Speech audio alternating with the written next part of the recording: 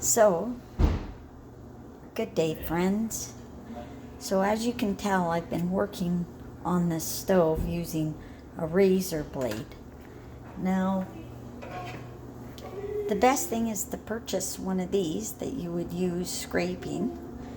And see, as you can tell, I got a lot of stuff off of this flat stove. And then again, I use Super Clean.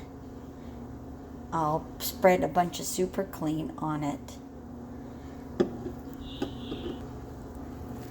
So, as I've scraped it, there's two types of scrubbies I use. I either use this one, which is a non-scratch scrubby from Norwex.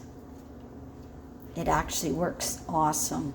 I don't purchase a lot of stuff from Norwex, but it's this scrubby, and I can get that down in the details. I'll tell you what it is.